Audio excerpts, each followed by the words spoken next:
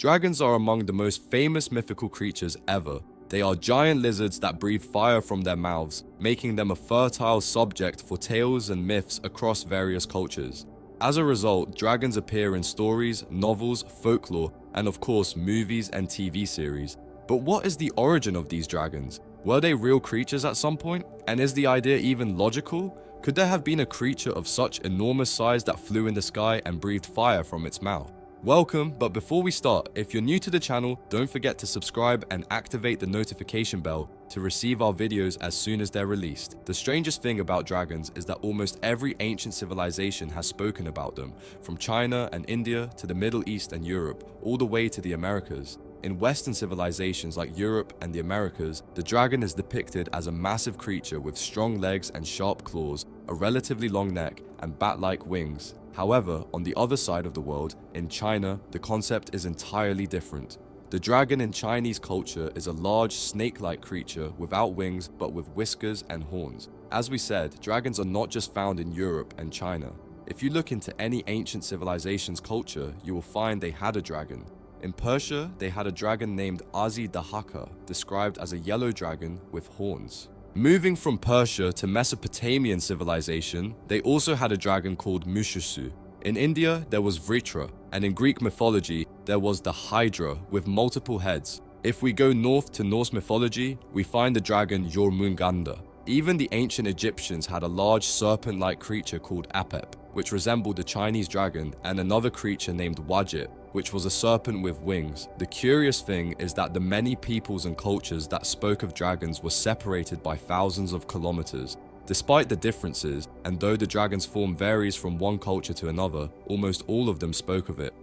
This is why researchers have started to ask why all these ancient civilizations spoke of dragons. Does this mean these creatures actually existed, or is there another explanation? One logical theory is that the dragons described by ancient peoples were not real dragons, but dinosaurs. Throughout history, humans have found fossils, large bones, and big skulls buried in the earth. However, until modern times, they did not know these fossils belonged to dinosaurs. Indeed, Chinese historical records from more than 1,700 years ago contain numerous accounts of discovering large bones. Because the skeletons were so large, unlike anything they had seen before, they were driven to create imaginary depictions of these creatures, imagining they were powerful beings that ruled the earth and breathed fire from their mouths and glowed in the dark. Each civilization began to innovate in their descriptions, with the Chinese civilization even claiming that dragons could speak to humans in ancient times and were wise and benevolent creatures that loved peace and goodness. In contrast, Western civilizations demonized dragons, sometimes describing them as the devil itself, with their culture filled with stories of legendary heroes who fought and killed dragons to triumph over evil. Because dinosaur fossils are found almost worldwide, every ancient culture spoke of this strange creature. Naturally, each people added their unique touches, and these depictions have been passed down through generations until they reached us as the dragon myth. Supporting this theory is the fact that there were types of dinosaurs that indeed had wings and could fly, such as the Quetzalcoatlus, whose wingspan reached up to 10 meters, and its standing height was almost as tall as a giraffe. This is why many researchers have said this specific dinosaur may have been a source for some dragon legends. Another hypothesis suggests that dragons are purely fictional creatures created by the ancient people's imaginations, unrelated to dinosaur fossils or anything else. The idea is simply that early humans loved to imagine a very powerful creature, combining the features of several animals into one being. The lion with the snake with the bat, with the hawk with the crocodile, resulting in the idea of the dragon. Indeed, if you focus on the dragon's appearance as described in myths, you will find that its head resembles a crocodile or lizard in Western depictions or a lion's head in Chinese depictions. It has wings like a bat, claws like hawks, and in some depictions, its body is covered in scales or fish-like armor. Therefore, we can consider the dragon an imagined hybrid creature resulting from combining several powerful animals. Some researchers say the reason the dragon has so many reptilian or snake-like traits is that humans have an innate fear of such animals. This hypothesis is also strong, especially considering ancient civilizations often depicted and revered animals in various forms. This raises the question, could a creature with the dragon specifications in the myths exist in reality? Could a creature of this size and features fly?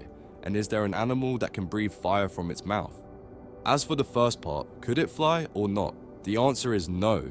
The dragons imagined by people and depicted in films are enormous, with each one weighing tons. If you look at their appearance in Western depictions, you'll find they have massive muscle mass. Such a creature would not only struggle to fly, but would also find it difficult to jump a few meters into the air. For animals to fly, their skeletal structure must be light, and the bones themselves must be fragile rather than solid, but the mythical dragon skeleton is not like that at all. An animal like the Quetzalcoatlus dinosaur we mentioned earlier, despite being as tall as a giraffe, is estimated by researchers to have weighed around 70 kilograms, while a giraffe of similar height averages 1,200 kilograms. Additionally, the dragon's body does not resemble that of birds at all. The bodies of flying creatures have specific features to interact with the dynamics of pressure and air, while the dragon's body resembles that of a predator like a lion or tiger.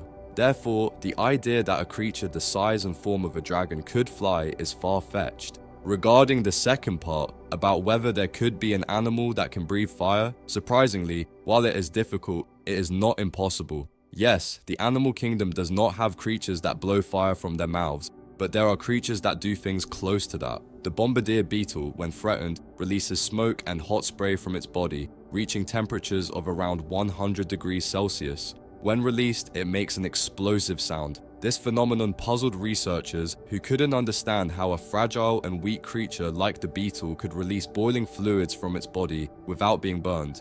Upon investigation, they discovered that the beetle does not heat the fluids within its body. Instead, it secretes two substances, and when these substances react, they produce an exothermic reaction. Hence, the beetle has two separate sacs for these substances in its body. When it feels threatened, it mixes the substances in a special chamber at the end of its abdomen, and when they come into contact, they heat up and create a small explosion. This discovery led researchers to consider that breathing fire from a dragon's mouth is not impossible. It could be achieved through a chemical reaction, not necessarily through fuel or a heat source. For instance, if the dragon's body could produce a substance like diethyl ether, it might be able to breathe fire. In conclusion, to date, no one has found dragon fossils. All our information about dragons comes from ancient myths and stories. Therefore, we can confidently say that the dragons we see in movies and TV series cannot exist in such a form. However, it is possible that slightly smaller animals existed in the past that could fly, and there is a chance they could release hot fluids from their mouths. Thank you for watching the video, and don't forget, if you have any puzzling questions, write them in the comments below the video so we can answer them.